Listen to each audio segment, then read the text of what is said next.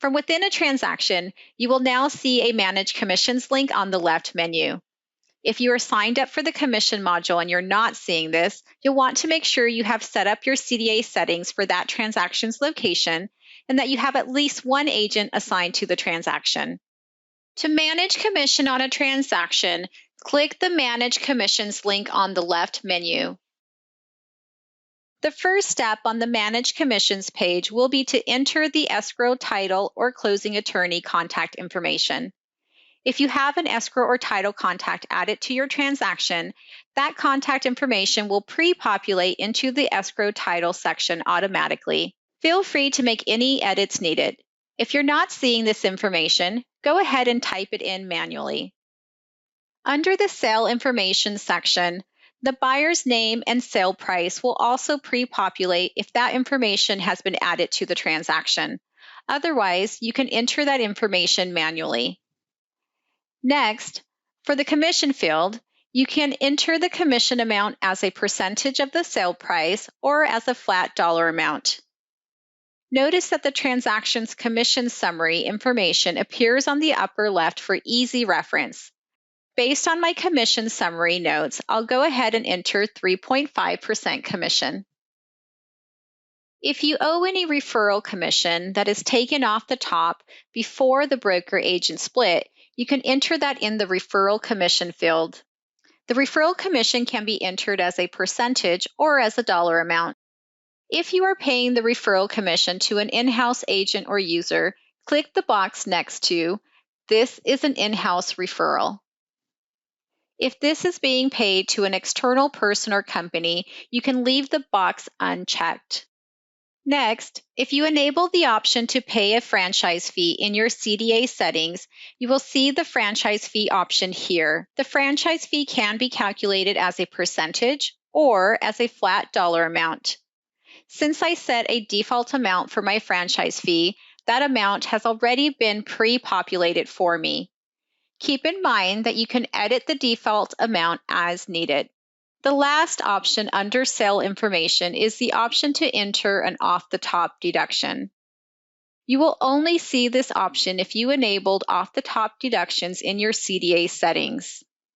If you need to pay a fee off the top before the broker-agent split, you can do that here.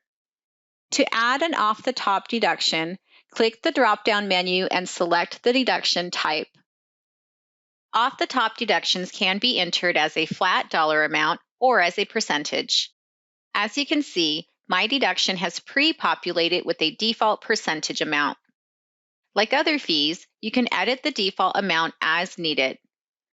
When calculated as a percentage, off-the-top deductions can be calculated as a percentage of the gross commission, sale price, or gross commission less referral commission. Remember, you can set up the default basis for your deductions under the admin settings for your account. If you're unsure what your percentage is based on, you can hover over the percent sign. As you can see, this particular deduction is set to be calculated as a percentage of the gross commission less referral commission amount. Next, select who the deduction should be paid to. Off-the-top deductions can be paid to external people or companies, in-house agents or users, or to the broker. To pay an off-the-top deduction to an external person or company, select the external option and enter the payee name and address into the Payable To field. To pay an off-the-top deduction to an in-house agent or user, select the in-house option. Next, type the user's name into the search field and select the correct user from the drop-down. To pay an off-the-top deduction to the broker, select the broker option. Once you've completed these steps, you can choose to enter another off-the-top deduction or click Calculate and Continue to move on to the next steps. Based on the values I've entered, the system has calculated the commission amounts, and now it's time to distribute the commission. In Section 1, the system will automatically allocate the sales volume and the unit to your agent on the transaction. In Section 2, you can specify the agent and broker splits. During my agent setup under Manage Users, I entered the agent's default commission split of 80%. So that information has automatically populated for me, and the remaining 20% has been allocated to the brokerage. These default commission amounts can be edited as needed. You can also click on the $ if you prefer to enter a flat dollar amount for the agent's share of commission. Notice that when I click into the commission field for the agent, a pop-up box appears on the right with the agent's year-to-date figures. Depending on your settings, the year-to-date figures will either be based on the current calendar year, January through December, or the fiscal year, which resets on the anniversary of your agent's start date. The figures shown will include closed transactions for the agent for which you have managed commissions. The first section in the pop-up box displays the agent's performance, including the number of closed transactions broken down by side, units, and year-to-date sales volume figures. The second section will display commission split threshold information, including how much commission the agent has paid to the brokerage so far. If the agent is about to reach their cap or commission threshold, the system will alert you so that you can adjust the commission split accordingly. If you need to update an agent's commission split, you can conveniently click on Update Commission Split for the agent. When you click this link, you will be taken to the user's profile where you can update the agent's commission split amount. The third section in the year-to-date pop-up will display the agent's various commission totals. Under that section is a breakdown of any fees the agent has paid to the brokerage. And last, you can view any commission notes for the agent. You can even click to copy the commission notes, which can be helpful if it contains information you want to paste into the Commission Disbursement Authorization's special instructions. Once you've entered or verified the commission split information, go ahead and click Calculate and Continue. Based on my entries, the system has calculated both the broker and agent gross commission amounts. That brings us to the next section for fees and deductions.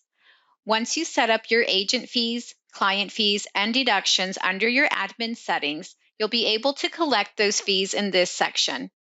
You also have the option to create a default dollar amount or percentage for each fee during your setup. Under Fees and Deductions, you'll see separate areas to collect broker fees and deductions, as well as agent fees and deductions for each agent on the transaction. If you enable the CDA setting titled Allow Earnest Money Deposit Deduction, you will see the Earnest Money Deposit field in the Brokerage section. If your brokerage is holding earnest money and the amount you are holding needs to be deducted from the total amount being paid to your brokerage at closing, enter that amount here. If your brokerage is not holding earnest money, leave this field blank. Next up are client fees. Client fees can be collected from the buyer or seller and paid to the broker and/or agent on the transaction. To collect a client fee that is paid to the brokerage, click the Collect Client Fee option under the Broker section. Next, choose who is paying the fee. To do that, click on the Select Payer dropdown and select either the Buyer or Seller option. Now click on the Select Fee dropdown to choose the type of client fee you are collecting and enter the fee amount. You can also collect client fees that are being paid to the agent as well. To do that, scroll down to your agent section and select Collect Client Fee, select the payer, select the fee, and enter the fee amount. The next fee you can collect in this section are deductions. Deductions are fees that you can collect from the brokerage share of commission and also the agent share of commission. Deductions can be paid to external people or companies or to in-house users or agents. To collect a deduction from the brokerage share of commission, click the drop-down titled Enter Deductions for Brokerage. In this example, the brokerage is paying a home warranty fee, so we'll select that option from the dropdown. Next, enter the deduction amount. Since the home warranty fee is going to an external company, I'll keep the external option selected and enter the payee name and address in the payable to field. And that's it. At this point, I can either enter another deduction for the brokerage or move on to the agent fees and deductions section. To collect a deduction from the agent share of commission, scroll down to the agent section and select the drop-down titled Enter Deductions for this agent. In this example, the agent Daniel Lawrence is paying a transaction coordinator fee, so I'll select that option. Next, insert the fee amount. Since the payment is going to an in-house transaction coordinator, I'll go ahead and select the in-house option. Then search for my transaction coordinator by name and select the correct name from the drop-down. And that's it.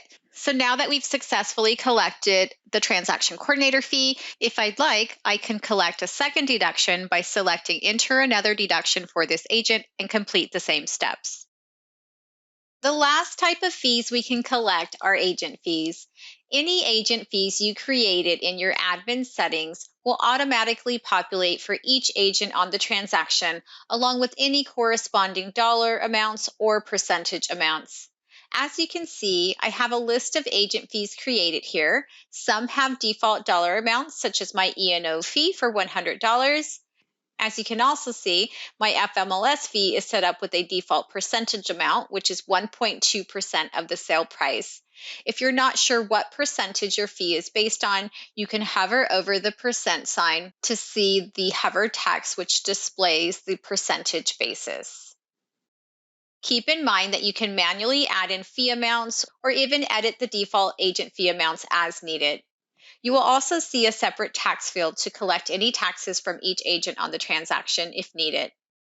Once you have finalized all of your agent fee amounts, you can click Calculate and continue to move on to the next step.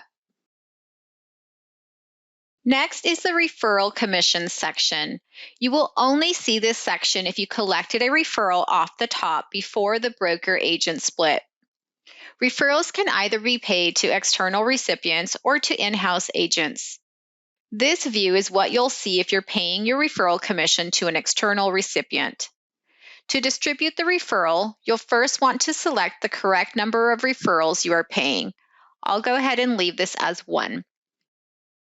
If you added a referral contact to your transaction, the referral contact information will display above so that you can easily copy and paste that information into the fields below. For the company field, you can either enter the payee's company name or first and last name. Next, in the address field, go ahead and copy and paste your address from above. And that's it. You've successfully entered information for the external referral. Now let's talk about paying referral commission to an in-house agent. If you selected the option to pay your referral to an in-house agent, the referral section will have different steps. First, you'll see the option to search for the referring agent by name. Simply type in the agent's name and select the correct agent from the drop-down. If you have set a default commission split for that agent, that will automatically populate in the agent's share of referral commission field. Like other default fees, you can edit the default amount as needed. Referral commission can be entered as a percentage or flat dollar amount. You also have the ability to collect agent fees and deductions in the same way that you collect fees and deductions from the agent on the transaction. If you don't collect agent fees from referral recipients, simply delete the default amounts. Once you've added your desired fees and deductions, you can click Calculate and continue to move on to the final steps. The final step allows you to enter cooperating brokerage commission and special instructions. If you'd like for the cooperating brokerage commission to be displayed on your CDA, you can enter that here. First, enter the commission amount in the amount field. Then enter the cooperating broker's company name and information. Last, you can enter any special instructions that you'd like to appear on the CDA. If you entered any default text in your CDA settings, that will automatically get added to these fields. If everything looks correct, go ahead and save commissions.